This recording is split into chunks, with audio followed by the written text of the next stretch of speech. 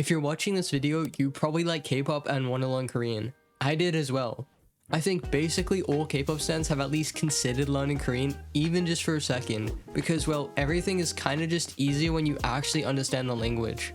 Imagine a world where you know Korean, you can engage in content without subtitles, studying or working while listening to your bias, you can chat to your bias and strengthen that parasocial relationship, actually understand live streams when they happen, and you can actually get jokes instead of just laughing because your bias is. You can understand announcements and news as it happens instead of thinking your girl group bias is going to the military. So why wouldn't you want to understand Korean if you could?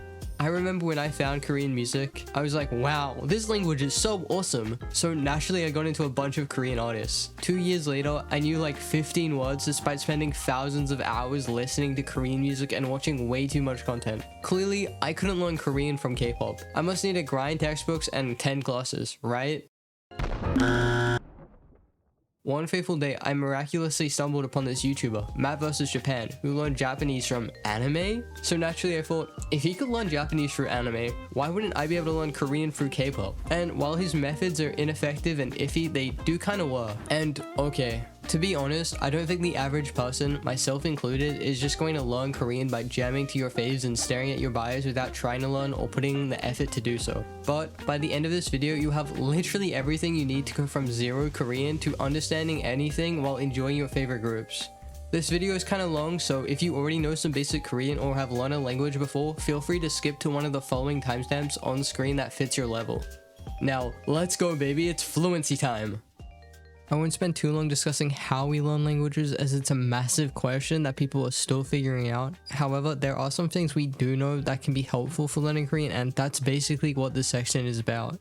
1. Input is necessary. You can't understand, learn, and actually speak a language that you've never been exposed to. And input is in practically everything, from conversations to textbooks and flashcards to random media. Input should also be comprehensible or understandable to some degree. If it's not, learners should be able to grasp the communicative intent of that input, like understanding the purpose of what is being conveyed. If you aren't doing one of those things, you just aren't going to learn from it. So comprehending whatever input we're using is also good. And this comprehension or understanding is a spectrum. For instance, if you wanted to learn vocabulary just by getting exposure to said vocabulary while reading a book, for the majority of people, you will need to understand at least 95% of the text vocabulary. For the majority of people, learning vocabulary at a lower comprehension is going to be much harder because your comprehension of the text is limited, even if you may still comprehend parts of what you're reading. Further, not only do you need to actually comprehend the text, you need sometimes over 20 exposures to a word to actually learn it. We can still learn from input that is harder,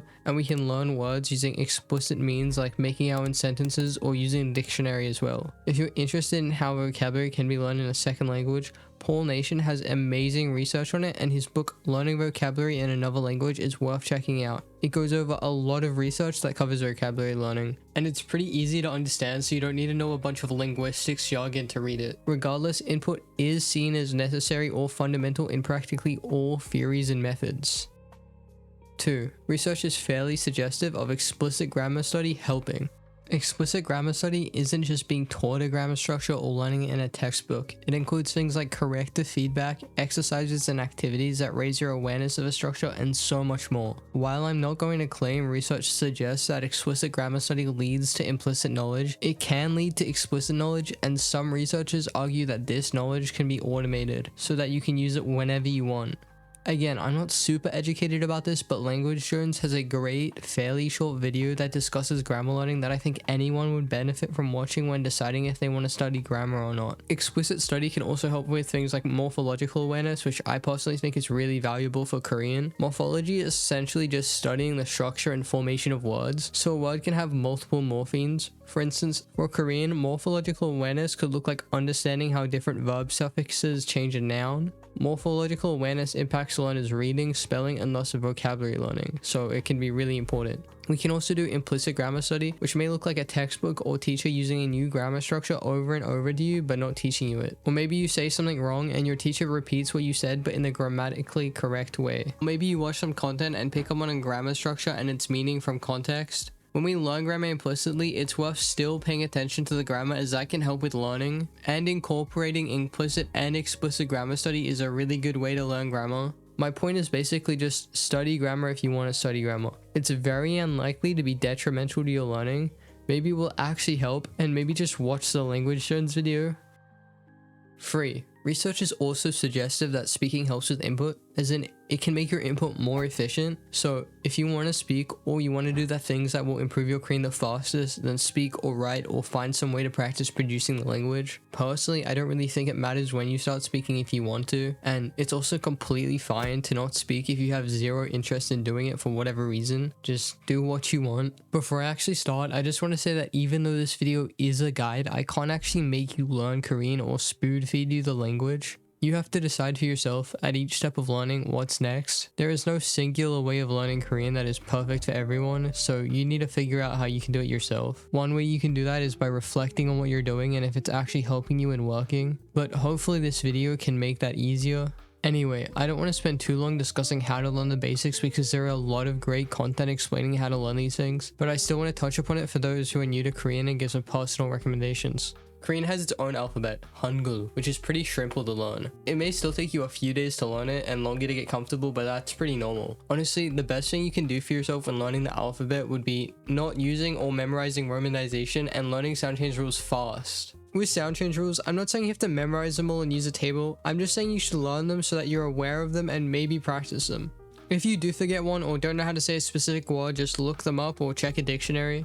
There are an infinite amount of free resources you can use to learn it, so it doesn't really matter what you use as long as they teach sound change rules. Personally, I recommend Miss Vicky as that's what I used and still recommend because the quality is great. I also know some people really like Go Billy's series as well. Comprehensible Input Korean also has a mini series which doesn't cover sound change rules, but it can serve as good practice for other parts of the alphabet. Next, if you at all care about reading handwriting like idle letters, regardless of if you want to handwrite yourself, please learn stroke order. There are a ton of free, kinda shitty apps available that teach you stroke order for each letter. Stroke order is super important to reading handwriting because sometimes the letters don't actually look like generic typefaces, so actually knowing stroke order allows you to read. It kinda sounds silly if your language doesn't have something similar, but trust me, it's worth the hour or so it takes to learn it if you want to read letters.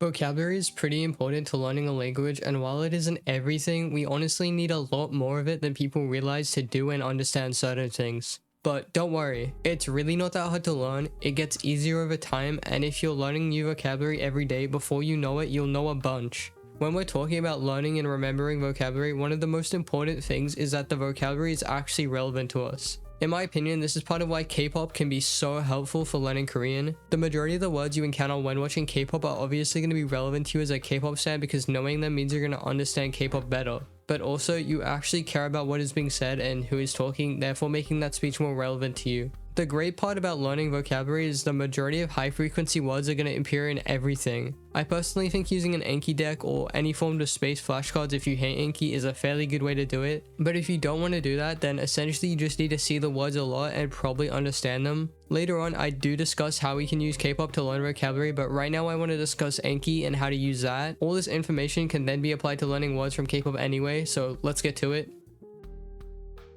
Flashcards can really level up your learning. Some people use apps like Memrise or Quizlet, but the best option by far is Anki. The reason why Anki decimates all other apps despite being less user-friendly is because it allows way more customizability, freedom with creating and using your flashcard, and it actually spaces out your cards well. Apps like Memrise use set intervals that don't change from individual to individual and kinda suck for your retention. But Anki bases its intervals on what's best for you. It uses your history with your cards, how well you're retaining each specific card, and your desired retention. Anki is kind of ugly, but this can be fixed easily with some add-ons. Add-ons can do other things too, like playing Pokemon while you do your cards to make it a bit more fun, or making flashcards faster than if you did it all manually. You can generate just audio or make entire cards with something called sentence mining. This is where you take a sentence from input and learn some piece of the language, like a word from it. These flashcards can have definitions, images, audio, hanja, and videos depending on the add-on you use. Anki can definitely feel hard to use, but there are so many resources to learning how to set it up step by step, so don't be discouraged. I will link a really good setup guide in the description. While you definitely can make your own flashcards from the beginning, I recommend using a pre-made deck first. Pre-made decks collect the most frequent words and usually provide audio, images, and definitions. This will save you a lot of time making flashcards, especially if you're making them manually. So what are the best ones and how much should you do? For vocabulary, the KO1K by Refold is by far the best deck available, although it's paid, unless Unlike basically every other deck, it has sentences that only use words already introduced. It also provides native audio, has accurate translations, and isn't AI generated. If you can't find it, there are some alternatives, although they all miss out on at least one of those things. For instance, the Korean Call 5K is okay, but it apparently has some translation issues and a poor TTS. Both Talk to Me in Korean's first 500 Korean words by Retro and the unofficial deck for HTSK Unit 1 provide audio and pitches, but no sentences. For learning vocabulary in Anki, I recommend starting with 5 cards a day. That should leave you with 50 reviews and maybe 15 minutes of Anki a day, although it could be lower. If you think you can handle more cards than you're currently doing, increase it by a couple of cards every 2 weeks. That time will allow you to adjust to the new review load and see if it's sustainable for you. For grammar, my friend has made a pretty great grammar deck that covers most Korean grammar, but it does use AI audio and has some unnatural sentences. It uses Korean grammar and uses order, so you can use it alongside that textbook if you want. But if you don't enjoy this deck or the alternative I've linked in the description, you can make your own cards. I would recommend only doing 1 or 2 new cards each day. You could do more, but it's really dependent on how much new grammar you're learning every day. Most people stop using a pre-made after their first 1,000 or so words, as it's much easier to make your own flashcards using an app. But when you stop really depends on how easily you can make your own cards, if it's worth the time investment, and if you're retaining the cards from the pre-made. When you start making your own cards, you can save a lot of time making cards and make better cards if you use a program to do it. The best free option right now is Yomitron, used alongside ASB Player. Yomitron is essentially a pop-up dictionary that lets you look up any word, while ASB Player allows you to sentence mine subtitles. The other best option right now is Kimchi Reader, which is paid, but it's been my go-to for the last 2 years. I personally prefer Kimchi Reader because I can track stats like known words, I can see my comprehension, and it's simpler to use. There are a few key differences between the apps which I put on screen, but I think they're both worth trying and then choosing the one you prefer. Because Kimchi Reader is more simple to use, I would recommend trying it first if you aren't super tech literate. But either way, using one of these apps is gonna level up your Korean so much. I personally believe that how you actually use Anki can really shape your experience and enjoyment using the app. Doing Anki doesn't have to suck, or at the very least it can suck a little less. So here are a few things that I think can make it suck less. Do your reviews whenever. If you start to get stressed, tired, or upset, just take a break. There's nothing wrong with not doing them all in one go. I mentioned earlier that you can use your past reviews to shape your intervals, the gaps between when you see each card. You need to turn this on. It's called FSRS. The setup guide for Anki that I mentioned earlier also has a section on FSRS that's great, but on screen are the basic settings that I have. Try and optimize it fairly regularly. For desired retention, Anking recommends between 85% and 90% at the start, which I also think is a good idea. Anki has a really important feature, suspending, that allows you to stop reviewing cards without deleting it. Don't be afraid to suspend cards. When I first started, I never suspended cards even when they made me really frustrated, but you can always see them later if you want by unsuspending or making a new card. I think there are a few ways you can decrease pain and time using Anki. For instance, suspend cards, do fewer new cards each day, and lower your desired retention with FSRS. As research suggests that explicit grammar study helps with learning that grammar, in my opinion, some level of grammar study, even at a higher level, is worth people's time. I did a decent amount of grammar study when I started, and I'd still learn new grammar when I see it, and I genuinely do think this helped with my Korean a lot. If you don't want to study grammar explicitly, that's fine, but I do think it helps. When I first started learning Korean, how I was studying grammar was super ineffective. I could have gotten way more out of what I was doing with less study if I actually knew easier ways of doing it. For one, I was taking an insane amount of notes. Literally hundreds of hours of my life was spent writing the most detailed notes I could. That isn't to say note taking isn't good, just that I believe it is better to be summarizing and condensing the information into a couple of sentences, not writing an entire manifesto. If you do want to take notes, I recommend focusing on the main usage and meaning. As you improve at Korean, expand from that with exposure, practice, and possible further study. I don't even think the note-taking was the worst part of how I was studying grammar. Despite wasting hundreds of hours studying grammar, I literally wasn't retaining it. I was getting lots of input, but it wasn't comprehensible, and I had no attention drawn to the new grammar when I encountered it. I wasn't even doing flashcards for the grammar or practicing it with writing or reviewing my notes. Essentially, I wasn't using it. Now, I'm not saying this happens to everyone or even the majority of people. I just wanted to bring this up because I think how we choose to study grammar is important.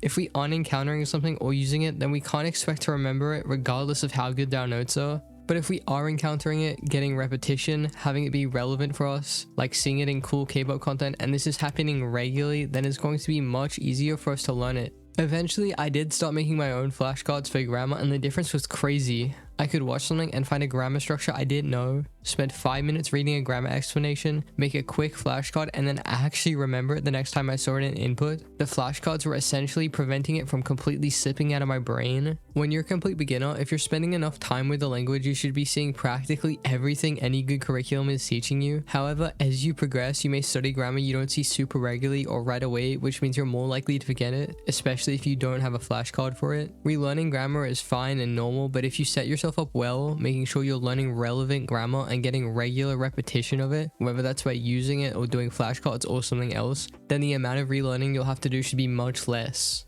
I personally do think grammar revision is good, it just depends on how you do it. Like, despite studying grammar all the time, I never really saw it outside of when I initially learned it and thus forgot it all. If I had spent a little bit of time revising it, I think it would have helped a lot. Revising grammar doesn't have to take up a significant amount of time, it doesn't have to be its own session. You can do it with daily flashcards or a quick Google search when you realize you've forgotten something.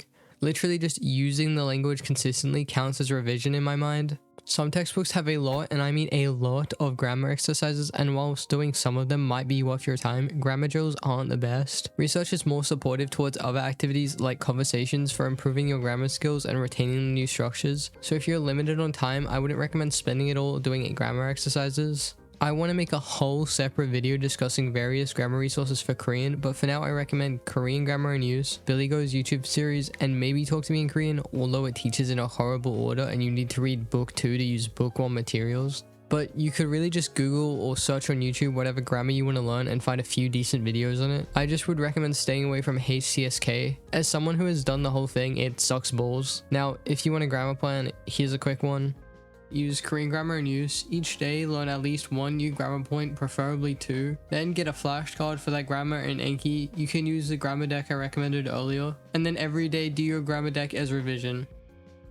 Before I discuss using K-pop itself, I have to mention learner content because it's honestly a godsend. Learner content basically encompasses anything made for learning Korean that is actually in Korean.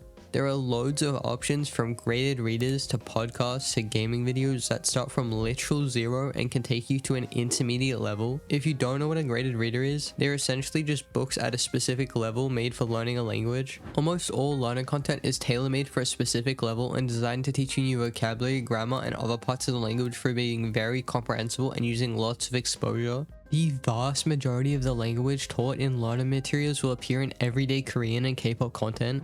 While on the rare occasion less frequent words are used, I don't think that should undermine the value of this content. They make up a very small fraction of those words and they may actually be useful for you in the future. This input is still great because when you're a complete beginner, there are very limited options available that offer input you can comprehend. But those options do exist. Some content can be comprehensible without knowing a single word, like Calvin and Hobbes comics or certain YouTube shorts. Sometimes you may immediately understand what someone is saying even if you don't know what language they're speaking because the context is so clear.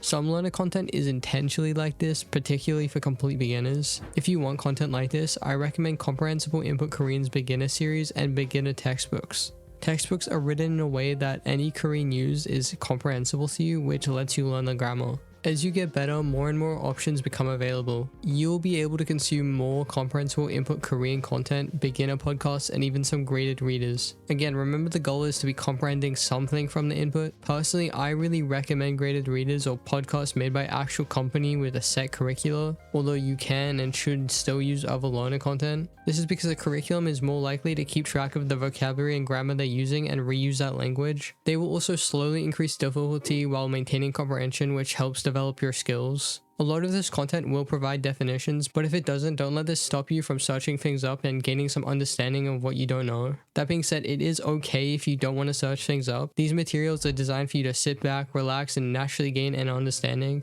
So yeah, learner content is great, but honestly, I don't even think you need to consume that much of the super easy learner content to make good progress. Even 10 to 15 minutes of it daily will get you much further than doing none of it. I will be the first to admit that most learner content is boring. It's really important to find engaging and enjoyable materials in Korean, but if you can be bored for 10 minutes and there are no other materials at your level you're interested in, then maybe being bored for those 10 minutes every day is worth it. Doing those 10 minutes a day may get you to your goal faster than if you didn't use them, but it's completely fine if you can't or don't want to. One great thing about learner content that makes it super helpful as a beginner is that there are always subtitles available, which makes it easy to learn words, grammar, and actually understand. There are two types of subtitles: hard-coded subtitles and soft-coded subtitles. Hard-coded subtitles are the ones inside the video. You can't turn them off, you can't move them around, and they usually look pretty. Soft-coded subtitles are closed captions that you can turn on and off. You can drag them around or edit how they look on YouTube. For instance, Netflix subtitles are usually soft subtitles, while these types of subtitles you find in variety shows are hard subtitles. Soft subtitles allow you to make flashcards and look up words really easy with the program, which I discuss later. Another option is kids content.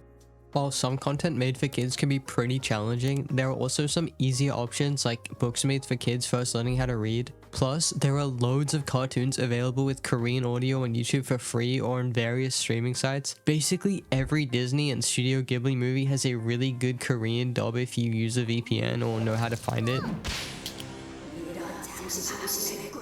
Anyway, on screen are my recommendations for graded readers in relative order of difficulty. You can skip some if you can't find them, but if you try something and it's way too hard, you can always come back to it later or find ways to make it easier. On screen now are recommendations for other learner content for beginners, also in relative difficulty. Again, you can also just use a textbook for input at the start and then slowly implement other things. But you may be asking yourself, okay, you keep talking about all this input stuff about Anki and sentence mining, but what am I actually meant to do? And that's a completely reasonable question. How we use input to improve at a language is pretty similar whether you're a beginner using learner content or more advanced and using Kpop vlogs. If anything, it's more dependent on how well you understand. For instance, if you understand at a pretty high level, and I mean at least 95% comprehension, just consuming a lot of content is going to lead to your Korean improving. But as you try harder content, the context clues and your current knowledge may not be helping you understand enough anymore. There are just so many words you need to know and they will all appear less frequently. But if you want to use harder content to learn, then it's important to find ways to make it easier. For instance, let's say we're using this beginner podcast. If you can't understand most of it, you can use English and Korean subtitles in tandem and pick out words that keep appearing in both. If you can't understand a sentence because of something you don't know, you can look up words or grammar. If you can't understand a sentence, even if you know everything, you can break down the sentence and understand each part. If you want to learn vocabulary from it that you keep forgetting, you can make flashcards or sentences and tell stories. If you don't know enough Korean, you could do something called translanguaging. I'll link a really good video to it, but it basically means using both English and Korean to speak and write. You can speak in Korean, but if you don't know how to say something, just use English for that part. If you can't understand it without Korean subtitles, you can listen to it multiple times. One option is to listen to it differently each time, like the first time you use subtitles, the second time you don't, and the third time you look up words. And I know that is a lot, so here's a workflow you can try at the start and then slowly alter as you understand what you want to do.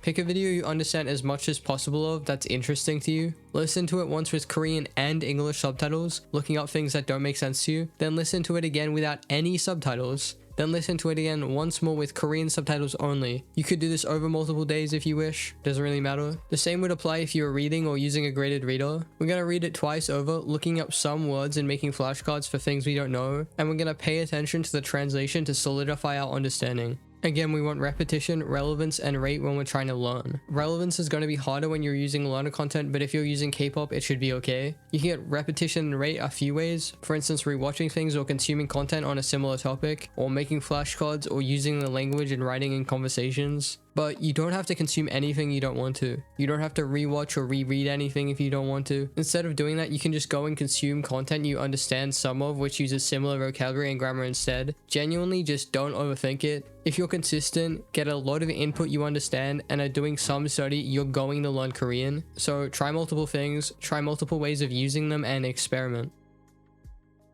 We need a lot of input, like thousands of hours if we want to become goated, and we need that input to be relevant to us to make vocabulary learn easier, and K-pop is great for that. If you only want to understand a few groups' music and don't care for content, then you actually don't need that much vocabulary, literally only a few thousand. But as the amount of groups you care for expands, or if you care about understanding content, the amount of words you need to know will quickly balloon. While you may be able to understand some groups at around 95% word coverage with under 10,000 words, as the diversity of your consumption increases, so will the required vocabulary to achieve similar comprehension levels in everything. And naturally, the better you want to understand, the more and more words you actually need. Luckily, most vocabulary in music also appears in actual conversations. If you listen to enough music and learn all the words in those songs, you could get to the point of understanding some media at 97% word coverage, which means you could understand and incidentally acquire vocabulary from that media, which could snowball.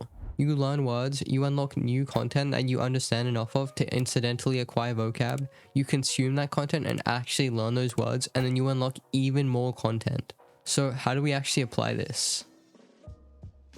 We can learn a surprising amount with music, way more than you might expect. Like, if all you cared about understanding and discussing was music, then you can learn enough just from listening to music and doing some study. That's how good music is for learning a language. Now, of course, not every word you may want to know for a conversation about K-pop is covered in the music itself, but the vast majority of common vocabulary is covered in these songs. And naturally, to learn these words, we need repetition of it.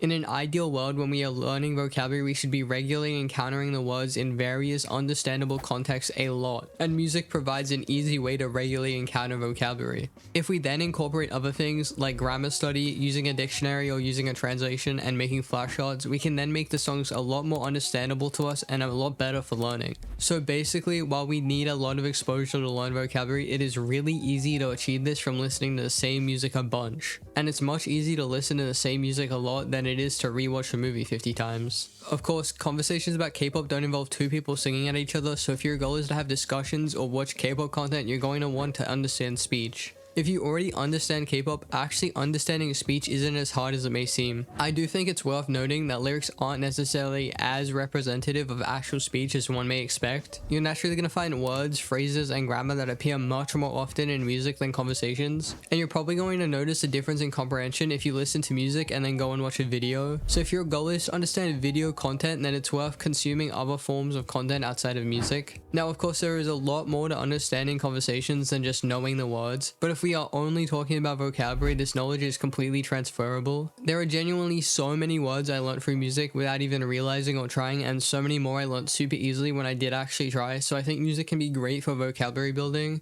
But how do we actually do this for Korean? Well, I personally have a few methods, but you can do whatever you like or use these to inspire your own. This is definitely going to depend on the group, but most songs, including B-sides on YouTube, tend to have soft subs in Korean and maybe English. This makes it super easy for us to look up words as we listen and sentence mine. If a song doesn't have soft subtitles on YouTube, Genius has lyrics and translations for basically every song, so we can use that instead. You could use autogen subs to make the card and then replace the sentence with the lyrics from Genius. Now, occasionally you're going to come across lyrics where the word's definition doesn't make any sense. Sometimes this is just a translation issue. Translations typically aren't providing accurate word-for-word translations, and you may get translations for words that sound better or more relevant to a foreign audience. However, if it's not a translation issue, it may be an idiom. The easiest way to check this is just by Googling the phrase you're stuck on. Most of the time, a dictionary, Reddit, or High Native post will pop up which provides the idiom's definition, and we can slap that on the back of the card. So as you can see, it's actually pretty easy to learn from music when you listen to a lot of it and study semi-regularly. K-pop has so much content, like endless amounts. From vlogs, streams, variety show appearances, and gaming videos to fan cafe posts, interviews, and letters. Honestly, if you're into enough groups, especially groups that have been active for a while, you likely have enough content to get you to fluency. To make it even better, a lot of this content has Korean and English subs. This can boost your understanding massively and allow you to more easily learn new vocabulary and grammar and do things such as sentence mine.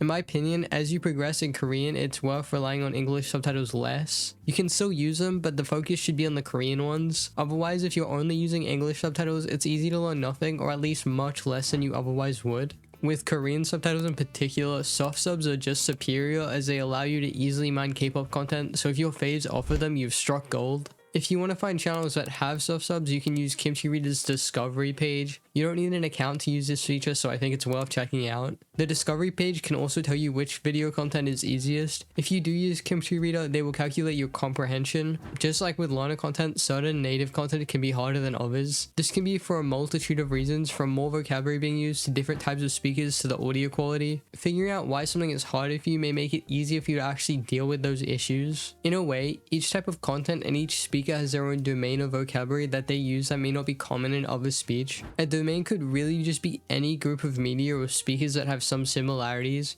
Like survival shows could be a domain. Domains can be mastered by consuming the content a lot, learning the vocabulary and how the speakers actually speak. For instance, if you watched a variety show where the host is some old guys, then you're going to become more familiar with how older men speak, and that can naturally be extended to other parts of the language as well. Another thing that can make content hard is the lack of subtitles. So what do you do when a show doesn't have subtitles, or at least accurate ones? The first option is to obviously look for them, but if there's literally none available, you can make your own with WhisperX. This is basically just an app that you can download that can make pretty accurate subtitles for audio. I'll link the GitHub below for anyone tech savvy enough to get it working. Another option is to work on your listening skills. Because there is so much K-pop content, there is also endless amounts of content you can use to work on your listening. This content can be great for developing listening comprehension, which I'll discuss later. I personally prefer using live streams and radio shows to do this. In my opinion, one benefit of these forms of media over most K-pop content is that you can enjoy most live streams and radio shows anywhere, while you're on a walk or commuting to work or school or washing the dishes, literally whatever. A lot of the time you don't need to watch to enjoy the content. Times where you're doing something menial and can give listening some level of attention is called passive listening in the input space. This can be a good way to fit more input into your daily life. However, it's much more effective as an intermediate learner using content you can comprehend really well. Another great thing about these forms of media is that you can literally find them anywhere. You can easily find live streams or radio shows on YouTube or in communities with fan archives, which make them a great choice. Another good option for listening practice are web dramas. A lot of K-pop idols, especially from smaller groups, have started web dramas, so I wanted to discuss them a bit. Honestly, I think web dramas are pretty underrated as materials for learning Korean. They can teach you everyday language, slang, and humor, and are much easier to understand and learn from than content like K-dramas. The fact that most web dramas are really short also allows them to fit into your routines when you have less time. Like, we are talking about episodes that can be as short as 5 minutes. You can finish an entire show in 2 hours and possibly come away with a lot more Korean gains as a lower level learner because they're easier.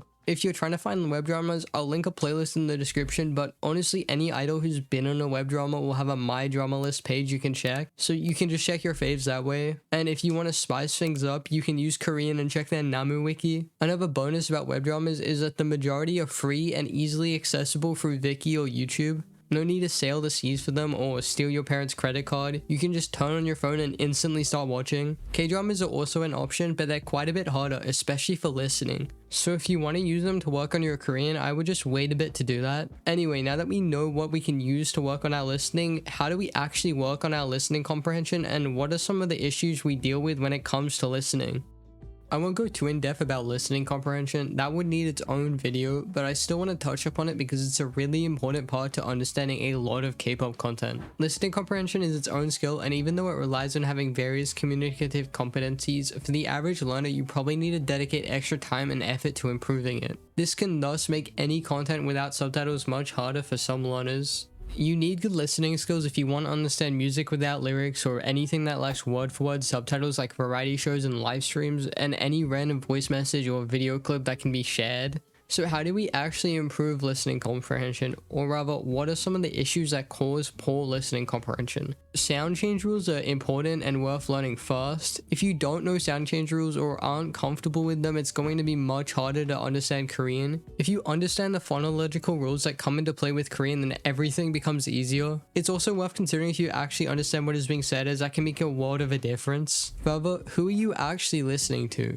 Are there multiple speakers or a speaker from a certain region or age group you're less familiar with? It's way harder to understand people who speak quite differently to what you're used to. Consider if you actually understand what is being said. Consider who you are listening to. Have you listened to people like them a lot? Consider how many people are in the conversation. Do you spend time listening to conversations or just one person talking to the camera?